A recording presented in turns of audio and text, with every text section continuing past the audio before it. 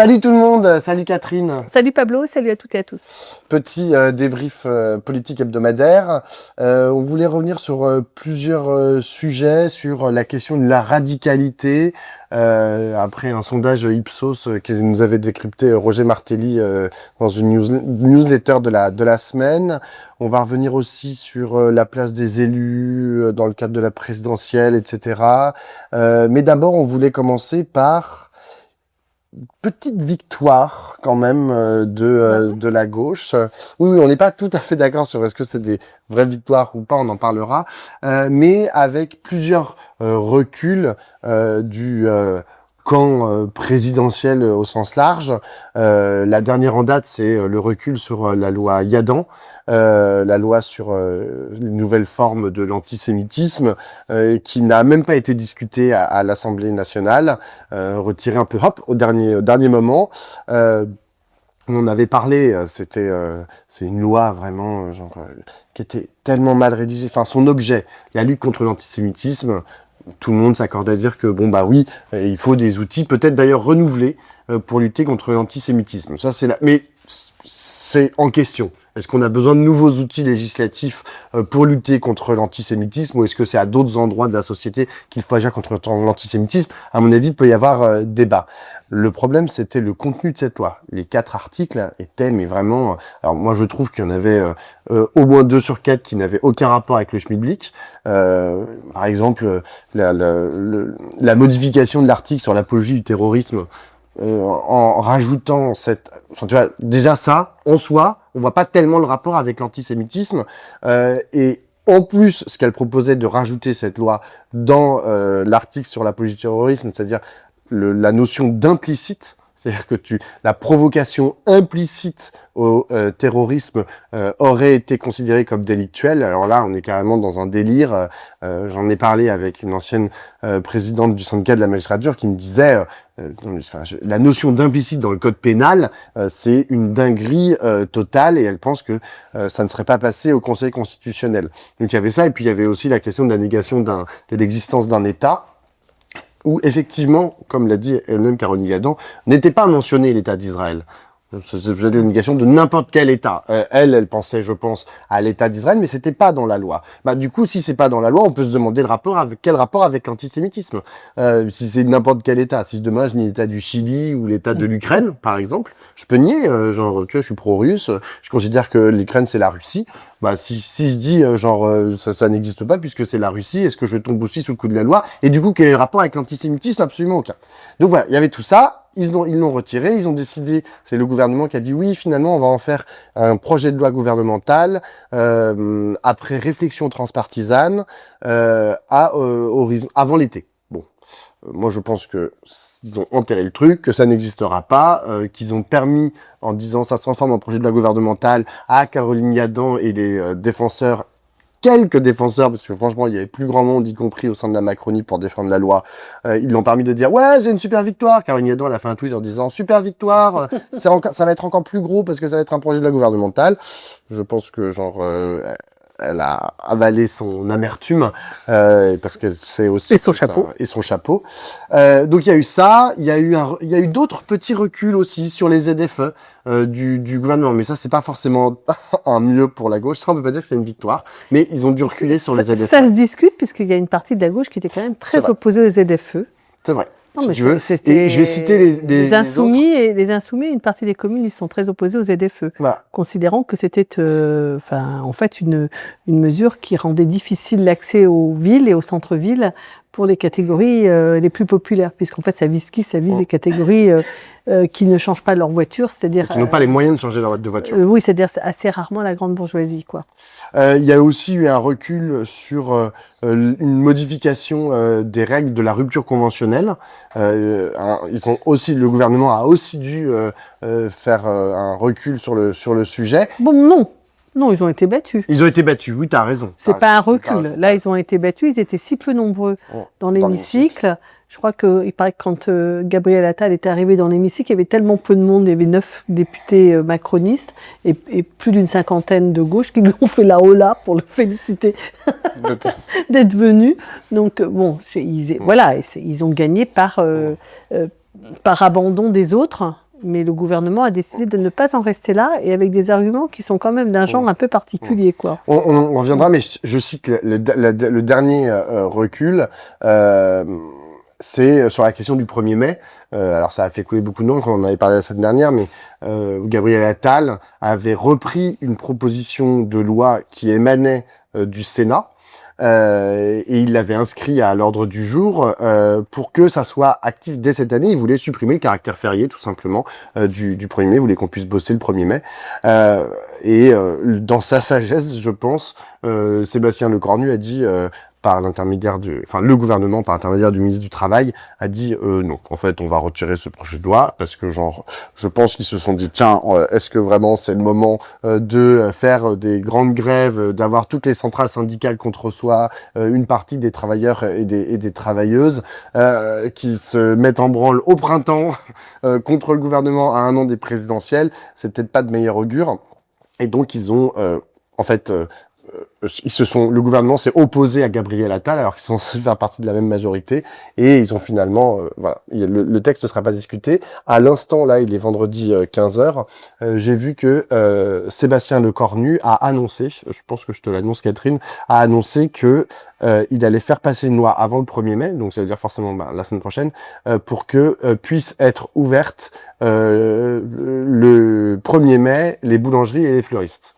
Maintenant, voilà, ça s'est concentré là-dessus. Les boulangeries et les fleuristes, ils vont proposer une loi pour que ça puisse rester ouvert, parce que c'est vraiment ultra nécessaire d'avoir du pain et des fleurs le 1er mai. Et voilà. Bon, ça aussi, c'est soumis à débat. Je sais pas si ça passera à l'Assemblée nationale. On va voir.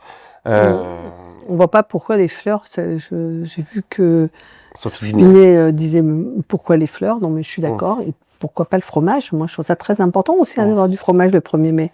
Non, mais il n'y a aucune raison d'introduire en dehors du fait qu'il y a une tradition d'acheter les brins de muguet le 1er mai, qui sont vendus parce que c'est le jour où chacun peut vendre du muguet. Donc, il y a plein de gens qui vendent du muguet, qui se font comme ça 3 francs 6 sous.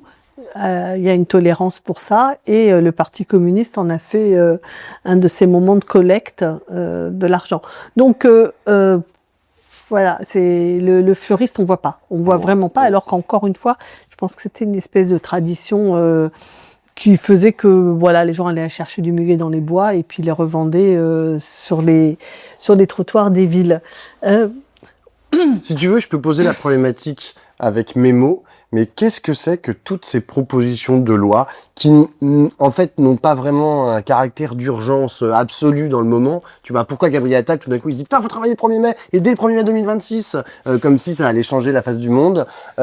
Ou la loi Yadan, que vraiment tous les spécialistes du droit disaient « Bon, franchement, il n'a pas besoin dans l'arsenal juridique, voire elle cause de graves problèmes vis-à-vis de notre état de droit. » Donc, pourquoi est-ce que tout d'un coup, il dépose tout ce genre de propositions de loi pourries? Ben, quand même, ça vient beaucoup du même endroit. Ah oui. Ça vient quand même beaucoup du côté de Gabriel Attal et de ses amis.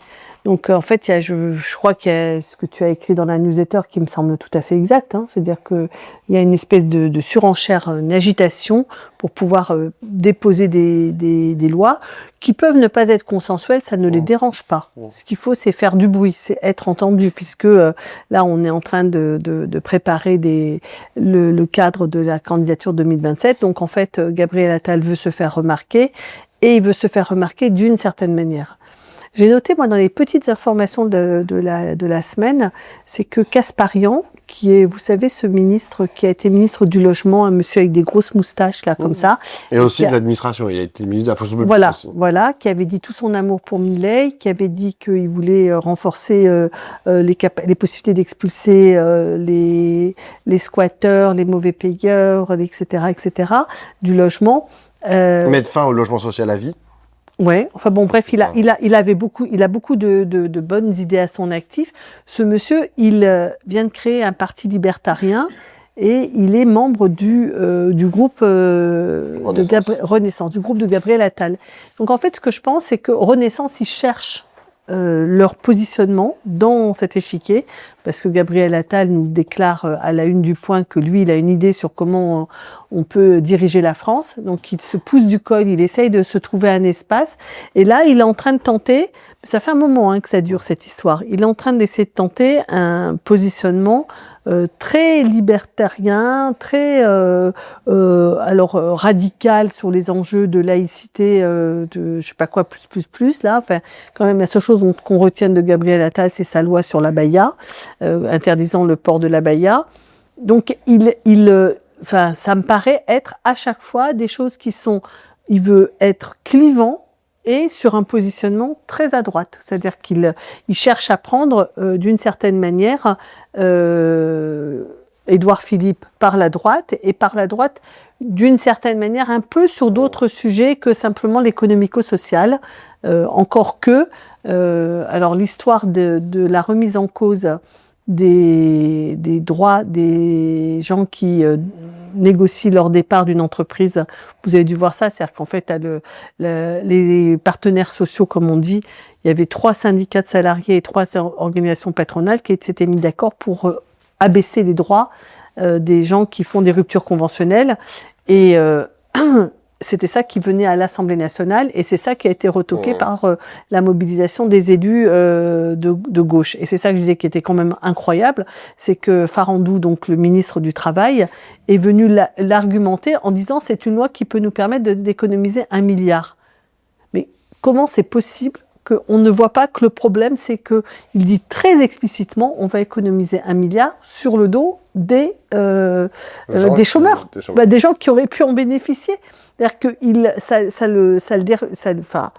tout voit le lien. En non, fait. Mais tout honte bu, il vient te dire ouais, elle est super cette loi parce que on va économiser 1 milliard. Oui, alors 3 milliards sur la santé, je sais pas combien sur l'éducation nationale, je sais pas combien sur les chômeurs. Oui, c'est intéressant parce que pour moi, ça traduit d'un état d'esprit qui n'est d'ailleurs pas forcément un état d'esprit libertarien ou anti-État. Au contraire, en fait, Farandou, il estime qu'il est à la tête lui, il n'est pas entreprise. libertarien. Non, il n'est pas libertarien. C'est l'ancien patron de la SNCF, pour ceux qui ne le situent pas. Et en fait, il est à la tête d'une espèce de ministère entreprise et il pense que son ministère entreprise va gagner 1 milliard parce que il va en fait le récupérer aux chômeurs, tu vois. Ce qui est terrible, il n'est pas ministre de la société tout entière, de l'État, du pays tout entier. Non, il est ministre de son truc. Et c'est pareil sur la santé. Sur la santé, ils te disent ouais, on va dérembourser ça, dérembourser ci, et puis à la fin, on va avoir un peu plus d'argent. Et puis le ministre de la santé ou je sais pas quoi, il va dire ouais, voilà, regardez, c'est super, j'ai fait des économies, etc. Mais à quel prix? Au prix de la vie et de la santé des gens. Mais ça, ils s'en rendent pas compte. Or, il faut pas qu'ils oublient qu'ils sont pas que à la tête de leur administration, ils sont aussi à la tête de tout un secteur. Et ça va avec ce que tu faisais remarquer, c'est qu'en fait, ce sont des lois qui sont des lois de circonstances, petites, qui portent sur des enjeux microscopiques, éventuellement symboliquement forts, parce que remettre en cause le 1er mai, c'est pas simplement que c'était un jour chômé, c'était un jour chômé et payé. C'est-à-dire, tous les employeurs sont obligés de vous ne travaillez pas et vous êtes payé, ce qui n'est pas le cas des autres jours fériés. Et puis par ailleurs, c'est quand même la symbolique la plus forte, c'est que c'est le jour de la lutte des travailleurs, enfin des victoires, des conquêtes sociales. Et donc c'est ça qui était mis en cause par cette première brèche qui était attaquée avec la proposition de loi de Gabriel Attal. D'ailleurs, toute petite parenthèse assez intéressante, je me suis donc dit... je termine la phrase. Voilà, ce que je voulais dire, c'est que donc on fait des petites choses qui sont symboliques, qui ont à vocation à créer de l'attention sur vous, à polariser sur vous, à crisper, et en aucune façon à être une vraie loi politique qui apporte une réponse à un problème politique qui peut être celui de comment on fait redémarrer notre société et notre pays, quoi. Moi, j'ai 2 petites choses à dire. La première, c'est que lorsque j'ai entendu Gabriel Attal faire cette proposition, et le Sénat, en fait, parce que ça vient du Sénat, il a repris la proposition du Sénat, je me suis dit, mais ça, c'est une vieille ancienne de la droite, ils ont... Et en fait, non. Ben non, bien sûr. C'est nouveau. Absolument, en fait. moi j'ai jamais entendu ça. Tu vois, genre, je me suis dit, et alors j'ai regardé, alors je suis tombé sur des articles sur Nicolas Sarkozy, par exemple, qui le jour du 1er mai a posé la question du nombre de jours fériés. Mais jamais Nicolas Sarkozy, président de la République ou candidat à la présidence de la République, n'avait dit, on va remettre en question le 1er mai. il y a plusieurs candidats, etc., qui avaient dit à la présidentielle de droite, avaient dit oh bah peut-être qu'il faudrait supprimer 2 jours fériés. Mais jamais ils avaient dit on va supprimer le 1er mai, tu vois. Lui, c'est la première fois en fait que vraiment ce symbole, comme tu dis, qui est très important, est remis en question. Et je pense que c'est pas anodin, tu vois. Ça montre le glissement, c'est-à-dire que même ce tabou-là, ce verrou-là, que Nicolas Sarkozy, voilà, avait encore. Hein, et il a pas. Et hop, la nouvelle droite, on va dire, le fait sauter. La deuxième chose, par rapport à, tu vois, le fait que ça soit des petites lois. C'est intéressant que tu appelles ça la nouvelle droite, parce que la nouvelle droite, c'était vraiment un courant. Non, mais c'est un courant des années 70 qui a vraiment pensé, c'était des intellos surtout, du côté de la droite qui va vers l'extrême droite, quoi. La nouvelle droite, c'était, bon, il y a Madelin dedans, et je pense qu'il y avait un courant qui s'appelait, je me rappelle plus, Europe peut-être, un truc comme ça. Mais donc c'était vraiment la jonction entre la droite et l'extrême droite, mais du côté des intellos, quoi. Et la deuxième chose que je voulais dire, c'est par rapport à ces petites lois, à cette façon dont Gabriel Attal, mais ce n'est pas le seul, essaye de genre, voilà, d'exister. Moi, je trouve que par rapport à la perspective qui est la nôtre collectivement, celle de tout notre pays, l'élection présidentielle de l'année prochaine, dont en vérité on attend, et à raison à mon avis, beaucoup de choses. C'est-à-dire une remise en question des différents horizons qui s'offrent à nous, une construction en fait des différents projets et une confrontation en fait de ces projets dans le cadre d'une campagne. Là, en fait, ce qu'on est en train de nous dire, c'est finalement, par exemple, Gabriel Attal, il va utiliser son petit endroit, son petit carré, son petit précaré qui est à l'Assemblée nationale pour faire chier le monde, en fait, pour pouvoir exister, faire ses séquences sur les réseaux sociaux, avoir 2-3 dépêches AFP et je sais pas quoi et des pushs sur BFM TV et en fait, ça va être insupportable. C'est-à-dire que ce que fait Gabriel Attal, tu vois, tout à l'heure, c'est pour ça que j'étais pas trop d'accord. Enfin, tu vois, tu dis, Gabriel Attal, il se cherche, etc. Le problème, c'est qu'on comprend rien. Enfin, il se cherche tellement que pour l'instant, on a vraiment bien compris qu'il s'est pas trouvé. Moi, je suis pas sûr qu'il se cherche, en fait. Moi, je pense que il cherche des endroits, en fait, pour exister médiatiquement, à la fois à la télé, sur les réseaux sociaux. Il cherche des endroits aussi pour cliver, pour essayer de créer du clivage à l'intérieur du périmètre genre macroniste ou macroniste agonisant, mais il n'y a pas de recherche de construction d'un projet, tu vois, c'est quoi après le macronisme, qu'est-ce qu'on a à proposer à la France après la Startup Nation qui a foiré lamentablement. Ça ne l'intéresse pas, je pense. Et ce qu'il nous dit, ça va être des petites piques comme ça pendant un an. Et je trouve ça problématique, y compris, même si c'est pas notre camp politique, tu vois, je trouve ça problématique que ce centre que j'aime pas, mais ne se pose pas la question au bon endroit pour essayer de faire un projet, de proposer un projet, et au contraire va passer son temps en fait à polluer le débat, parce que quand même cette histoire à la con du 1er mai là, ça nous a occupé pendant 10 jours. Et pendant 10 jours, allez, vas-y, à l'Assemblée nationale, faut voter. Et puis et Sophie Binet, faut qu'elle fasse trois passages à la télé, à la radio. Et tu vois, c'est au bout d'un moment, on a envie qu'il se. Attends. Et je dis ça aussi avec en tête le fait que va y avoir un budget. Tu vois, et que si on repart en fait entre le mois de septembre et le mois de janvier à faire que parler du budget, où chacun va dire gna, gna, gna, gna, moi je veux ci, moi je veux ça, et que en fait ça va faire comme l'année dernière, comme il y a 2 ans, ça va prendre des plombes. Et on peut pas imaginer que toute la politique se fasse à l'Assemblée nationale, tu vois, et se fasse sur des propositions de loi ou même sur le vote du budget, quand bien même ce texte est particulièrement important. La politique, elle doit se faire ailleurs. La campagne politique, la campagne présidentielle, elle doit se faire partout dans le pays. Elle ne peut pas rester confinée dans quelques mètres carrés du 7e arrondissement de Paris. Il n'y a pas que là qu'on peut faire de la politique. Oui, alors deux petites choses en plus de ce que tu viens de dire, que je suis d'accord. La première chose, c'est que je pense que le Cornu continue de travailler pour le coup, son image d'homme raisonnable ou je sais pas quoi du centre, et lui aussi de se marquer politiquement. j'avais relevé son interpellation vis-à-vis de Retailleau au Sénat, quand il dit à Retailleau lui fait le reproche de chercher le soutien de la gauche, et Retailleau, et Le Cornu lui répond, moi je cherche à passer des accords avec la gauche républicaine, sous-entendu pas LFI, et vous, qu'est-ce que vous auriez fait à ma place ? Sous-entendu, vous seriez tourné vers l'extrême droite.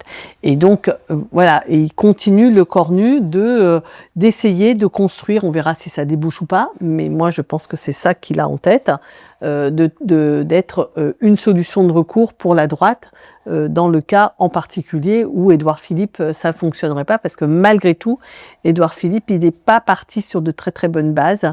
Repartir sur l'idée que de la retraite à 67 ans, je pense que c'est vraiment pas une bonne idée.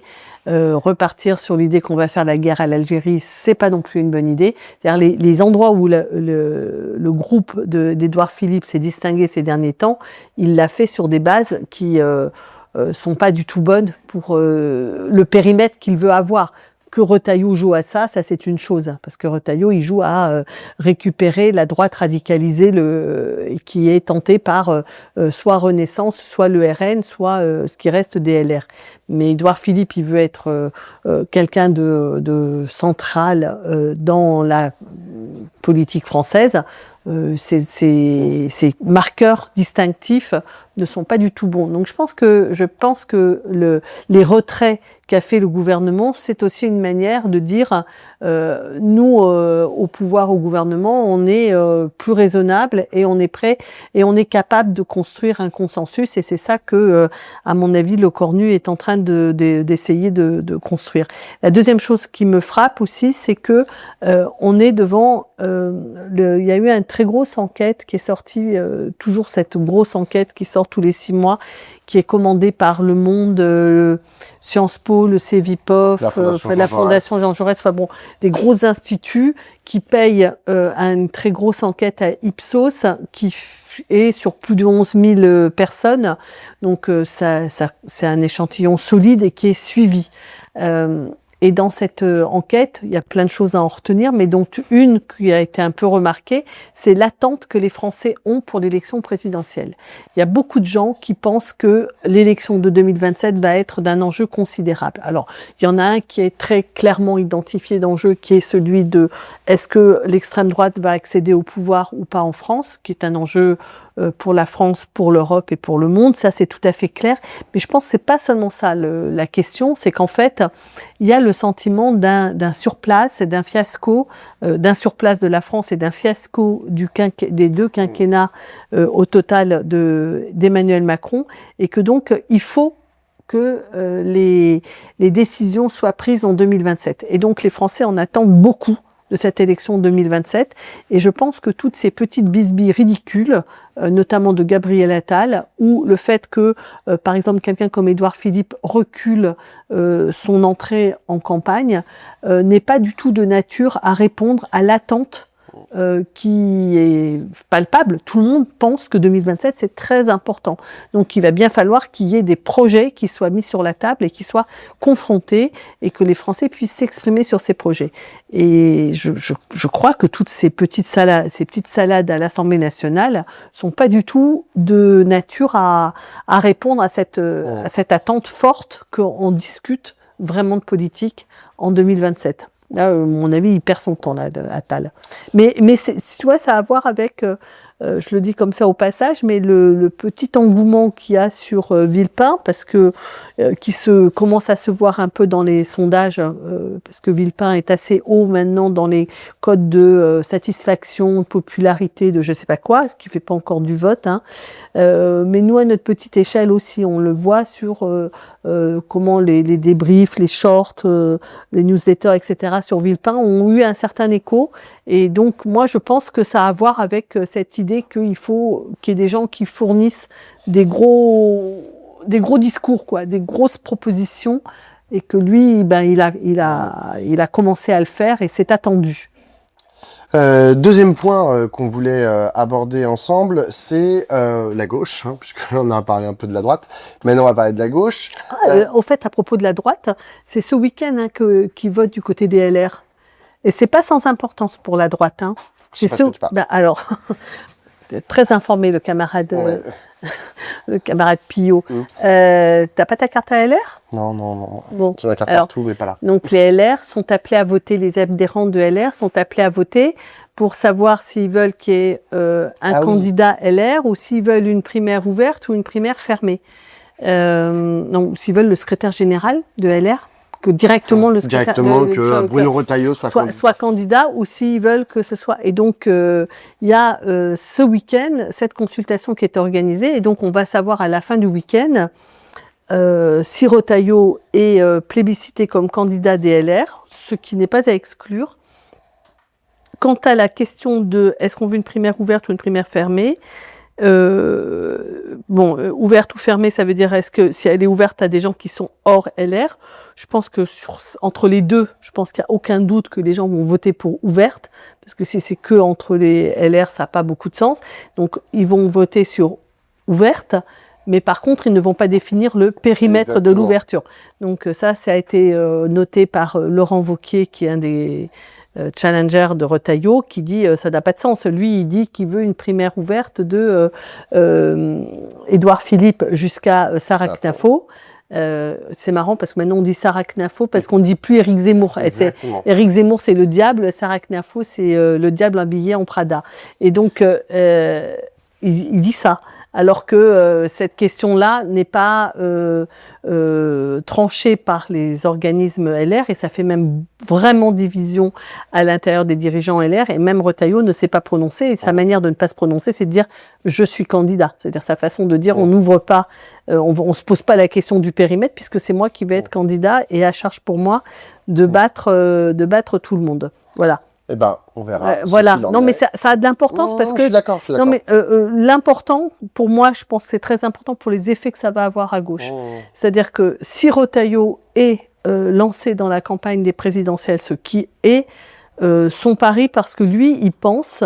Enfin, je veux dire, c'est pas juste du narcissisme retaillesque, c'est qu'il pense que ce qui est attendu précisément par les Français, c'est qu'on tranche les débats. Je fais la boucle avec ce que je disais juste avant, c'est que lui, il dit, moi, j'ai quelque chose à proposer de carré, d'identifié, et que toute la bouillasse, sous-entendu Édouard Philippe, ne peut pas correspondre à notre époque et à l'attente de faire les arbitrages qui n'ont pas été faits ces dernières années. Donc lui, il pense que la radicalité de son propos correspond à l'époque, et que c'est en plus, je crois qu'il espère bien bénéficier de la confrontation avec Bardella, puisque lui est un homme, entre guillemets, d'État. Il a été ministre de l'Intérieur et il est un homme sérieux d'un parti sérieux, de gouvernement, et que donc, quitte à voter très à droite, autant voter pour Retailleau, ça évite de s'embourber à un gamin de 30 ans qui flirte avec la princesse. La gauche. À gauche, j'ai interviewé cette semaine dans la Midinale Paul Vannier, donc qui est député du Val d'Oise et qui est un des cadres importants de la France Insoumise. Et c'était fort intéressant. Il est surtout responsable des élections. Et il est responsable des élections, tout à fait. Voilà, c'est ça sa responsabilité organique, quoi. Je veux dire, donc des municipales, de l'analyse des municipales et de la préparation des présidentielles. Exactement. C'était fort intéressant. Ou législatives. C'était fort intéressant et présidentiel aussi. Enfin. Ouais, je sais pas quelle place il aura dans la présidentielle. Moi, à mon avis, le candidat, je sais pas qui ça sera le candidat des Insoumis, mais je pense que le candidat sera très prépondérant dans l'orientation de la campagne. Par contre, sur les législatives, la désignation des candidats, les axes de campagne, je pense que là, Vannier sera... Jean-Luc Mélenchon ne peut pas être candidat 577 fois, ça c'est sûr. Donc il y aura des candidats aux législatives. Exactement. Et donc, on a abordé plusieurs points avec Paul Vannier. Il y a un des points qui nous a intéressés, sur lequel on voulait revenir, c'est que je lui ai demandé, je lui ai dit, mais attends, comment vous allez faire la désignation en fait de votre candidat ou de votre candidate? Je lui ai dit à dessein parce que le week-end dernier, la France Insoumise s'est réunie en assemblée représentative et ils ont élaboré, me demandez pas comment ça s'est élaboré, hein, enfin...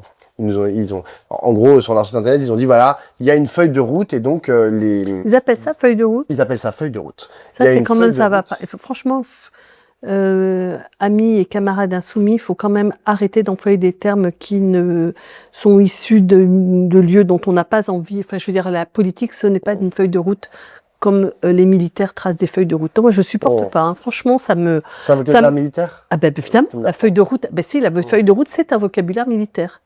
Donc, non, on ne peut pas parler comme ça, quand même. Hein. Bon, quand on est à gauche, en tout cas. Donc, leur feuille de route qu'ils ont mis à validation pendant toute cette semaine, là, jusqu'à dimanche, les insoumis peuvent voter oui ou non. Hein. Ils ne peuvent pas apporter d'amendement, c'est important, mais ils peuvent voter oui ou non à cette feuille de route. Donc, ils votent ce week-end, là. En fait, ils votent sur toute la semaine. Tu peux voter comme ça, 5 minutes. D'accord. Ah, je crois que c'était... Non, mais je crois que c'était ce week-end. Non. Ils ont jusqu'à dimanche, en fait, pour voter. Donc, dimanche, on saura et les LR et les insoumis. Oui, mais enfin bon, la feuille de route, t'apprends rien de particulièrement nouveau dans la feuille de route. C'est une feuille de route stratégique, tu vois, qui donne les grands axes de genre ce qu'ils entendent faire pendant l'année à venir jusqu'à la présidentielle. Et alors, ce qui est intéressant, c'est que dans cette feuille de route n'est pas mentionné le nom du candidat ou de la candidate. Il y a écrit un ou une candidate, le ou la candidate de la France Insoumise, etc. Et donc, je lui ai dit, bon, excuse-moi, mais c'est pas écrit dans la feuille de route, mais genre, comment vous allez choisir le bonhomme? Ou la bonne homme, d'ailleurs. Ou la bonne femme. Et là, il me dit, ah, mais si, bah alors là, on y a réfléchi, on a un processus, et le processus est le suivant. Il va y avoir réunion, donc, des élus insoumis. C'est le terme qu'il emploie. Et donc, il me dit, dedans, il y aura nos parlementaires. Donc, ça fait à peu près 90 personnes. Et puis, les maires. Les parlementaires de l'Assemblée nationale. De l'Assemblée et du Parlement européen. Et du Parlement européen. Plus les maires qui ont été... Donc, ça fait une dizaine de personnes. Donc, ça fait une centaine de personnes, en gros, qui vont se réunir et qui vont proposer un nom. Bon, on imagine quel va être ce nom. Et derrière, ce nom, pour être validé par la France Insoumise, va devoir recueillir 150 000 parrainages de citoyens. C'est-à-dire que, en gros, comme avait fait Jean-Luc Mélenchon, tiens donc, en 2022, il va dire, voilà, il met en ligne une plateforme. Et comme avait fait François Ruffin, hein, il met en ligne une plateforme et tu peux cliquer si tu es d'accord ou pas. François Ruffin, il a fait ça... non, il n'a pas mis en ligne une plateforme. Enfin, tu pouvais cliquer avec François Ruffin, tu mets ton nom, ton machin, et puis tu avais le nombre qui augmentait. Enfin, je veux dire. Oui, mais je sais plus ce que c'était, mais il n'y avait pas de plateforme. Il n'a pas. C'était quand il avait. Là, je te parle de là, il y a quelques semaines. Oui, je sais bien, mais c'était pas une plateforme. Il n'y avait pas une plateforme. Je sais pas comment t'appelles ça. Enfin, je veux dire, tu rentres ton mail, ton nom, ton prénom, ton mail, et tu dis, c'est super François Ruffin pour la présidentielle. C'est pas une plateforme programmatique. Ah oui, pardon. D'accord. Moi, je parlais de plateforme numérique. D'accord. Un site internet. On s'était mal compris. Tu mets un site internet et tu mets ton nom. Et donc là, il va faire la même chose. Donc, ce ou cette candidate va faire la même chose. Et donc, nous, on s'est interrogé avec Catherine, on s'est dit, mais cette place, en fait, qui est donnée aux grands élus, en l'occurrence, en plus, avec une place prépondérante pour les élus de l'Assemblée nationale, hein, parce qu'ils sont quand même 80 à la France Insoumise. Est-ce que c'est pas problématique, en fait, de déléguer un choix qui est aussi important que le candidat à, en fait, ce petit espace. Tout à l'heure, je disais les quelques mètres carrés du 7e arrondissement. Voilà, qu'est-ce que ça a produit? En fait, ça, c'est quand même assez nouveau. Tu me diras si je me trompe, mais dans les partis de gauche, dans les mouvements de gauche, cette façon, en fait, de choisir juste par les élus. Non, ça, j'ai jamais vu ça. Non. Franchement, c'est. Alors, ce que te dit Paul Vannier, il te dit c'est robuste parce qu'il y a 3 échelons. Donc, il y a la coordination qui va proposer aux élus, qui vont ratifier, qui vont proposer à tout un chacun pour se prononcer. Mais c'est vrai que l'étape décisive, ça va être cette étape de le moment où ça part de la France Insoumise vers les militants de la France Insoumise ou les soutiens ou les sympathisants de la France Insoumise qui vont pouvoir valider cette proposition. Je ne crois pas jamais avoir entendu une chose pareille. Ça me paraît très étonnant comme approche, mais pas complètement... il n'y a pas d'histoire à gauche où ça se passe comme ça. Mais moi, cette semaine, j'ai été vraiment surprise par le tweet de Jean-Luc Mélenchon à propos de la loi Yadan. Quand il y a eu le retrait de la loi Yadan, c'était hier, le retrait de la loi Yadan, où il félicite les députés de la France Insoumise. Bravo, belle victoire des députés de la mobilisation à l'Assemblée nationale. Et je me suis dit, c'est quand même space, parce qu'en fait, il y a eu 700 000 personnes qui ont signé sur une plateforme, mais ce que Jean-Luc encourage et félicite, ce sont les députés. Et vraiment, le cœur, et d'ailleurs le cœur du réacteur de la France Insoumise, ce sont les députés. Et quand vous êtes... quand ils sont passés de 17 à 70, 60, non, maintenant ils sont 79, 70, à chaque fois, cet élargissement, il s'est fait à partir des attachés parlementaires qui ont été promus et qui sont devenus des candidats, etc. C'est-à-dire que le processus de structuration à partir de l'Assemblée nationale, que ce soit les députés pour la vie du mouvement ou ce soit les attachés parlementaires qui vont à chaque fois grossir et devenir de plus en plus prépondérants dans le parti, c'est quand même une question qui est très problématique parce que ça introduit en effet un biais sur la pensée de la révolution citoyenne. Parce que quand même, si c'est la révolution citoyenne, ça ne peut pas être par les élus à l'Assemblée nationale. Ça introduit évidemment un biais de culture politique, parce que ça a été documenté, mais c'est vrai qu'à la France Insoumise, le groupe Assemblée nationale et du groupe dirigeant, ce sont des gens qui sont surqualifiés et dont beaucoup d'entre eux sortent de Sciences Po. Donc, c'est pas tout à fait à l'image de la société française. Et ça introduit un dernier biais qui est donc la pensée de la transformation sociale, le groupe représentant, et le dernier biais, c'est aussi, qui est pour moi très très important, c'est que ça veut dire que ce sont des personnes qui ont un rapport personnel à la société, à la vie, et qu'à partir de cette expérience qui est quand même en effet beaucoup nourrie de la cafétéria de l'Assemblée nationale et du Bourbon, là c'est le café qui fait l'angle à l'Assemblée nationale, et de cet espace-là où on parle entre soi, on est entre soi, et que c'est à partir de là qu'on énonce une proposition politique au peuple.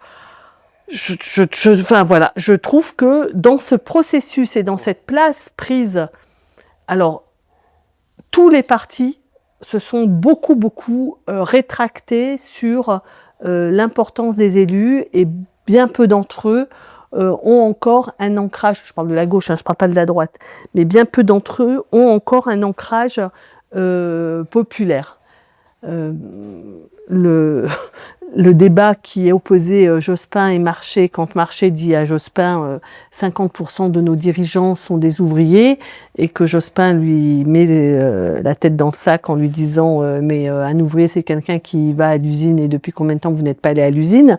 Moi il y a 2 ans j'étais prof. Ce matin j'enseignais en IUT, donc il fait valoir que au Parti socialiste on n'est pas permanent, mais on travaille.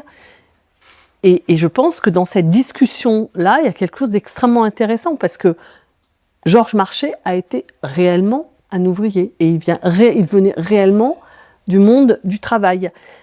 Lionel Jospin était réellement un énarque qui réellement enseignait. Et on a eu cette discussion à travers autre chose, à travers la rémunération des élus.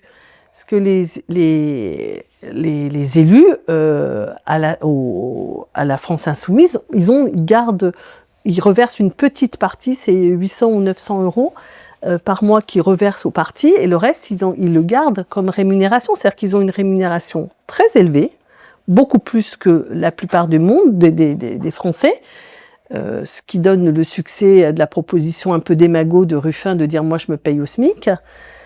Et en même temps, l'autre chose qui est importante, c'est que au Parti communiste, la logique, moi, que je trouve juste, qui était celle d'origine, qui peut se réélaborer, mais que au Parti communiste, on paye des gens, on leur donne de l'argent pour qu'ils puissent militer. Alors, je trouve que c'était trop souvent des permanents à plein temps, que ça, du coup, ça allait couper de la vie professionnelle, mais au Parti socialiste, on ne paye pas.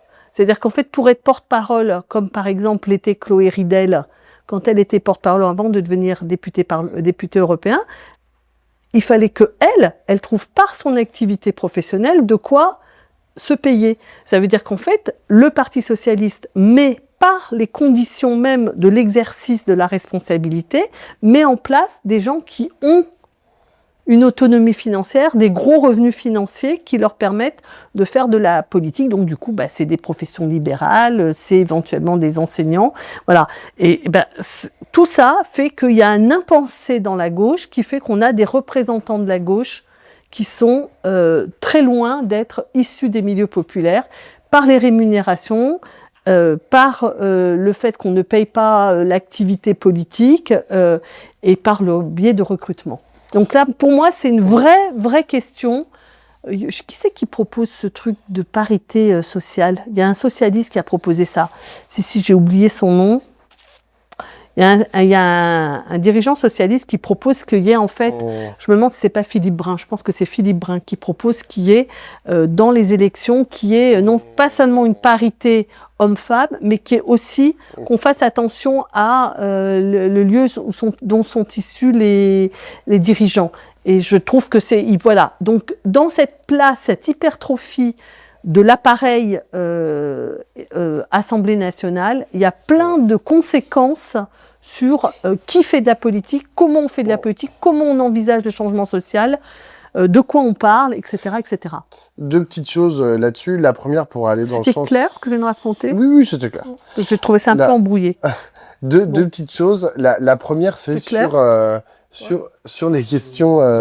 sur la question de la place de l'Assemblée hypertrophique de l'Assemblée nationale, notamment pour la France insoumise, mais pas uniquement. Mais c'est vrai que quand tu regardes, par exemple, les maires qui ont été élus, les maires insoumis qui ont été élus, nonobstant Bali Bagayoko, qui lui n'était pas lié à l'Assemblée nationale de quelque manière que ce soit, le maire de Roubaix, le maire de Vénissieux, le maire de Vaux-en-Velin, le maire de la Courneuve, ce sont tous d'anciens parlementaires. C'était tous des députés. Et ceux qui, avaient aussi des chances d'être élus. C'était tous des hommes, donc ça va féminiser le groupe. Ça, c'est pas faux.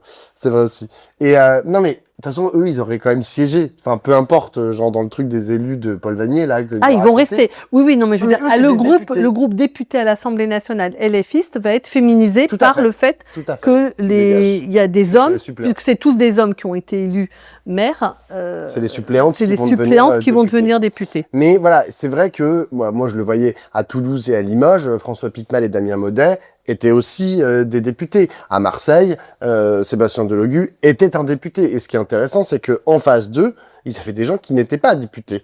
Je veux dire, Benoît Payan, il a jamais voulu être député. Non, mais Grégory Doucet à Lyon, à partir du moment où t'es maire, tu peux pas être député. Moi, j'ai jamais vu. Je pense pas que ni Grégory Doucet ni Benoît Payan n'aient jamais essayé de se présenter. Tu vois, enfin, c'est des circuits. À Paris, oui. Mais bon, à Paris, Emmanuel Grégoire, oui, t'as raison. Il était député. Non, mais t'as raison pour Paris. Mais bon, le fait est que ce truc c'est-à-dire que même les maires insoumis, en fait, c'est d'anciens députés, en gros. À part quelques-uns. À part Bali. À part Bali Bagayoko. Donc, voilà, c'est vrai que ça pose des questions sur la façon dont on envisage le monde, la façon dont on envisage le rapport aux autres. Tu vois, moi, on a fait un portrait de David Guiraud au début de l'année, dans Regard, dans la revue papier, qui est disponible, le portrait depuis, sur Internet, où, David m'expliquait, en fait, que, oui, en fait, son rapport à l'altérité politique serait différent en tant que maire. À l'époque, il était en campagne, il n'était pas encore maire. Mais il me disait, à l'altérité politique, sur le terrain en tant que maire ou en tant que candidat à la mairie, par rapport à l'Assemblée nationale. Parce qu'à l'Assemblée nationale, il défonçait la droite, les machins, les bourgeois, les trucs.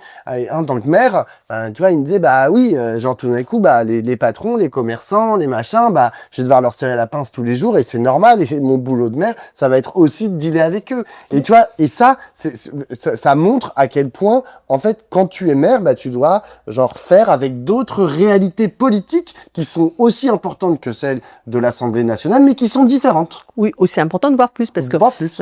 Oui, c'est-à-dire qu'à l'Assemblée nationale, tu tiens une ligne politique qui a assez peu de chance, t'as assez peu de chance de convaincre tes camarades, tes chers collègues, comme ils disent, alors que c'est certain que quand tu es un enseignant, un syndicaliste ou un élu, comme tu viens de le dire, le rapport à l'expérience, au vécu, n'est quand même pas du tout le même. Et moi, je trouve que enfin, il y a vraiment quelque chose doit être, et encore une fois, là, c'est très fort parce que tu en as parlé avec Paul Vanier, mais c'est une question qui a gangréné toute la gauche. Exactement. Non. Qui a gangréné l'ensemble de la politique. Oui, mais c'est la gauche qui pose la question de permettre à des gens, des non-professionnels de la politique, de faire de la politique. C'est le projet de la gauche de permettre au monde populaire et au monde ouvrier, notamment, d'entrer en politique. La droite, elle en a rien à foutre, ça va très bien comme ça. C'est pas son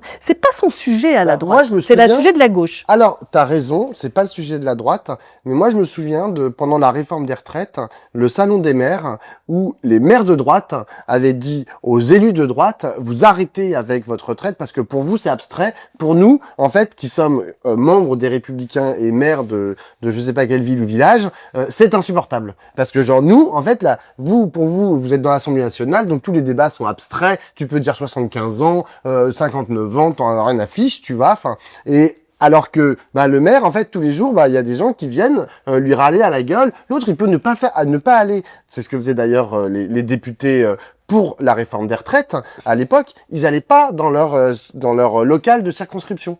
Ouais, c'était facile. Non, mais le maire, il peut pas. Le maire, il va ouvrir sa mairie tous les jours. Et là, les gens, ils gueulent. Donc, tu vois, ce rapport au concret, les maires de droite, enfin, la droite, ils sont confrontés. Oui, bien sûr. Voilà. Mais leur enjeu n'est pas que le peuple fasse de la politique. C'est vrai. L'enjeu de la gauche est que le peuple fasse de la politique. Et pas que on ait des gens qui parlent au nom du peuple. Et c'est un peu ça le sujet, à mon avis, qui se pose. Et je crois que ce qu'ont dit les élections municipales, c'est que les gens ne veulent pas qu'on parle en leur nom. Ils veulent aussi, je veux dire, la question notamment de toutes les enfants d'immigrés, issus de l'immigration, gens racisés, etc., qui ont voulu être eux au pouvoir. Pas qu'il y ait des gens qui viennent au pouvoir, qui soient porteurs d'un discours en leur nom. Non, c'est eux.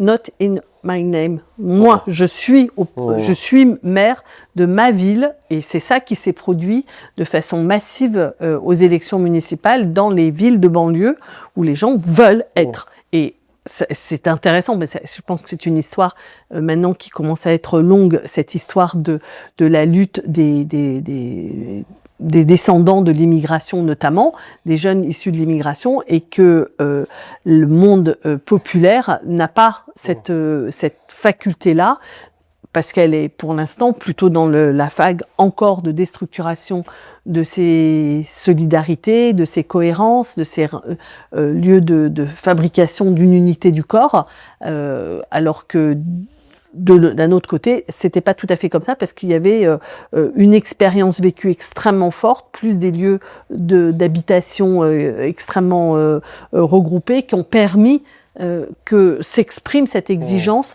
et qu'elle se traduise dans des élections au municipal. Moi, le deuxième autre point que je voulais soulever par rapport à cette proposition de processus de la France insoumise, c'est le fait que tout le monde sait, mais y compris ceux qui l'énoncent, que ça va être Jean-Luc Mélenchon. C'est-à-dire que, en fait, tout le processus est vicié, processus démocratique, parce qu'on sait très bien, en fait, que il n'est pas ouvert, ce processus. En fait, ce processus, il est fait pour ratifier, valider la candidature de Jean-Luc Mélenchon. Et je vais te dire, ce ne sont pas les seuls, la France insoumise, à avoir ce type de pratique, tu vois, de pratique pseudo-démocratique, où on te dit, tous les partis... Retailleau, il se met en difficulté, là. Enfin, je veux dire, il prend un risque.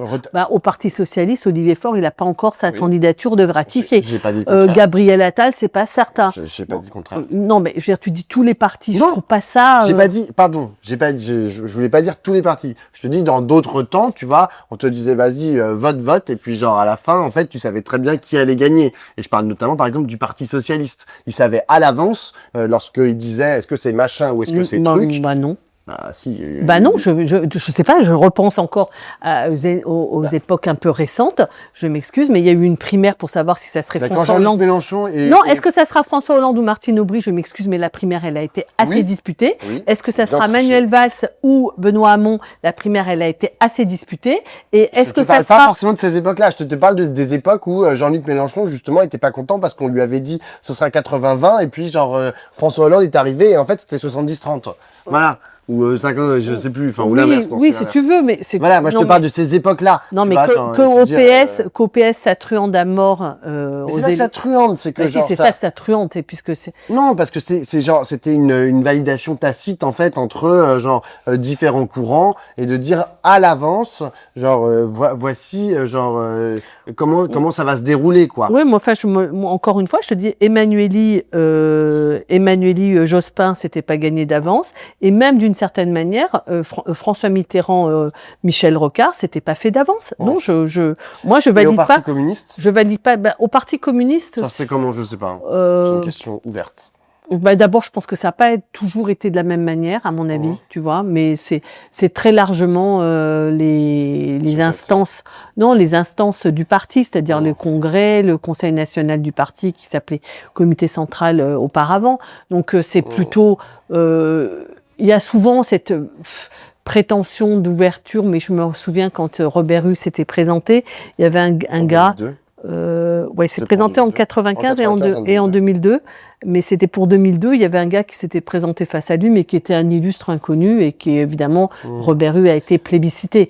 Mais ça passe beaucoup par les instances du parti. Voilà, donc alors je te pose la question, est-ce que quand Paul Vannier fait cette proposition de processus, que la France Insoumise fait cette proposition de processus, toi, tu te dis, ah bah tiens, intéressant, on va voir qui va sortir du chapeau, comment ils vont se débrouiller. Non, tu sais très bien que c'est Jean-Luc Mélenchon. Non, c'est pas ça que c'est pas à cause de ça. Enfin, en tout cas, dans le processus, je ne doute pas que le premier cercle, comment il s'appelle, les espaces, la coordination des espaces, que la coordination des espaces va proposer aux élus de ratifier ça. Je pense que, on en a dit tout à l'heure, toutes les limites qu'il y avait à donner ce poids politique à cet espace-là, notamment les députés, que ça n'est pas possible de leur donner une telle importance dans la décision. Et l'autre chose, justement, la coordination des espaces, c'est pas les élus. Hein. Non, j'ai bien entendu. Okay. La coordination des espaces va proposer aux élus, dans lequel les députés ont ce poids prépondérant. Ça me paraît très, très problématique à cet endroit-là. Et le troisième étage de la fusée, que là, je trouve vraiment pas possible. Alors là, pour le coup, là, je trouve ça va pas du tout. C'est quand ils disent, on va demander 150 000, la ratification par 150 000 citoyens. Mais 150 000 citoyens, c'est énorme. Ruffin, je sais pas s'il a fait 150 000 signatures. François Ruffin, c'est un poids lourd de la politique française. Qui peut, face à Jean-Luc Mélenchon, à l'intérieur de la France insoumise, bénéficier d'une telle exposition pour rassembler 150 000 soutiens? Mais Catherine, de toute façon, il n'y en aura qu'un. Non, mais ils vont pas en proposer. Alors, en fait, moi, c'est ça que j'ai pas très compris. La coordination des espaces n'a pas proposé 4 noms. Après, les élus, 4 noms. Oui, il y a pas, oui, non, t'as raison. Oui. Moi, je suis sûr, la coordination des espaces, ils vont dire. C'est un processus plébiscitaire. Exactement. La coordination des espaces va dire un nom. Les élus vont dire, bah, c'est super, ce nom. Et puis après, les 150 000, en fait, il y a toute la machine insoumise de communication qui va faire que on va ratifier ce nom. Voilà. C'est comme en 2022, comme en 2017. C'est un plébiscite. Et moi, c'est ça qui me dérange, c'est que, il le maquille. Je suis pas d'accord. Je suis pas d'accord. Peut-être que je me trompe. Ouais, non, c'est pas la même chose qui s'est produit les autres fois et ça me paraissait. Moi, j'étais plus en phase avec ce qui s'est passé à cette époque-là parce que c'est toujours mieux avant, tu sais. Mais Mélenchon, je me souviens d'avoir moi personnellement pris parti en faveur de la candidature de Mélenchon telle qu'elle s'était formulée en 2017. Où il avait pas du tout discuté avec les autres partis. Il avait dit « je suis candidat ». Et moi, j'étais d'accord avec ça, parce que je pensais qu'il y avait des bases politiques suffisamment constituées et que par ailleurs, je n'étais pas pour qu'on se mette à faire des négociations à n'en plus finir. Voilà. Il est candidat, on le soutient, et puis si on n'est pas d'accord, on ne le soutient pas, mais voilà, moi je trouvais que... il n'y avait pas un processus de ratification par l'organisation qui était préalable. Il avait d'ailleurs assez, et c'était ça avec lequel moi j'étais d'accord, c'est que il est candidat, d'une certaine manière, un peu comme le blabla gaulliste, tu sais, de la rencontre d'un homme avec le peuple. Lui, c'était un peu autre chose, c'est qu'il ne négocie pas les axes sur lesquels il va faire campagne et la manière qu'il va avoir de faire campagne. Donc, il était candidat et qu'il aime le suivre. Là, c'est un peu différent parce que là, en fait, il est proposé par une organisation. Donc, c'est tout à fait une autre logique qui est en train de se mettre en place. L'autre chose qui est quand même un peu contradictoire politiquement avec ce qu'ils ont énoncé, puisqu'ils disent qu'ils souhaiteraient que Jean-Luc Mélenchon soit le candidat de rassemblement des communistes et des écologistes. Or, dans ce processus et dans ce que te dit Paul Vannier, il n'y a pas de place pour les communistes et les écologistes. En fait, c'est la même chose que ce que je disais avant, c'est-à-dire c'est Jean-Luc Mélenchon se présente et qu'il aime le suivre, mais cette fois-ci porté par une organisation et avec la proposition que les autres viennent le soutenir sur ces bases. Bon, c'est un peu compliqué à avaler, je trouve. On est bien d'accord. Non, mais voilà. Non, mais oui. Voilà, il y a les modalités pour faire de la candidature de Jean-Luc Mélenchon une candidature de rassemblement ne sont pas là, dans ce processus de désignation par la FI. Mais parce que comme ça me l'a été dit par d'ailleurs Paul Vannier au début de l'entretien, en fait, ils reviennent toujours à ce sacro-saint programme, qu'en fait, partant de ce programme qu'ils ont mis 10 ans à élaborer, et qu'ils continuent d'enrichir, blablabla, et qui a été d'ailleurs la base de 2 accords de la gauche, la NUPES et le NFP.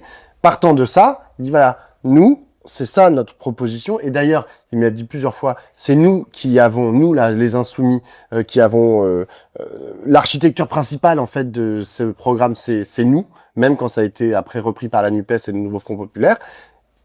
À partir de là, genre nous, on a un candidat en fait qui émane de ça naturellement, et c'est normal en fait que ça soit nous qui faisions cette proposition puisque c'est notre programme à la base.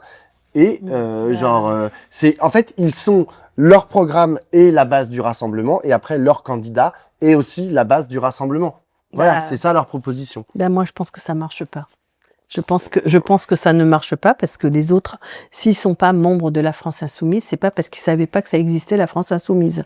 Je pense qu'ils sont très au courant, les communistes, qu'il existe la France Insoumise, et les écologistes sont très au courant qu'il existe la France Insoumise. Ils n'y sont pas parce qu'il y a des points sur lesquels ils sont pas d'accord, ou qu'ils voudraient voir davantage mis en avant, ou je sais pas quoi.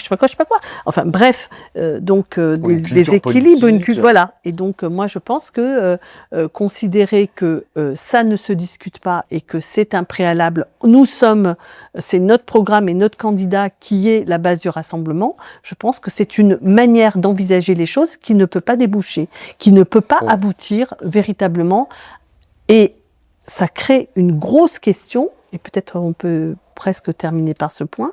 Tout à l'heure, je disais, les Français attendent beaucoup de 2027, et la gauche, les électeurs de gauche attendent beaucoup également de la gauche pour 2027. Or là, on voit que se mettent en place une structuration, puisqu'on voit que la primaire, le 5 mai, il y aura un meeting des forces de la primaire, dans lequel apparemment, Olivier Faure a annoncé sa venue. Donc, mais pour l'instant, elle a un peu du plomb dans l'aile. Donc, les électeurs, à 80% dans cette même étude, les électeurs de gauche disent qu'ils veulent un candidat unique de la gauche et désigné par une primaire. Or, on est en train, du côté du Parti socialiste, d'enterrer la primaire, et du côté de la France insoumise, qui n'a jamais voulu de la primaire, mais en fait ne pas créer les conditions d'une candidature de rassemblement. Donc, je pense qu'on est en train d'avoir une déception, de créer une déception, qui ne sera pas vengeresse, hein, parce que je pense que la déception, c'est quelque chose qui est maintenant qui commence à être depuis 2024. La gauche est très déçue par la gauche. Enfin, les électeurs de gauche sont très déçus de ce qui s'est passé depuis 2024, le fait qu'on était infoutu de faire vivre le nouveau Front populaire et que ça continue comme ça et qu'on est infoutu d'apporter une réponse positive à ce que les électeurs de gauche demandent, une candidature de rassemblement désignée par une primaire, c'est-à-dire après un débat politique de fond à l'intérieur de la gauche. Les gens veulent de la politique, ils veulent qu'on discute de politique et pas qu'on discute simplement d'un programme, ils veulent qu'on discute de quelles sont les grandes questions, comment, dans quel sens on va les traiter.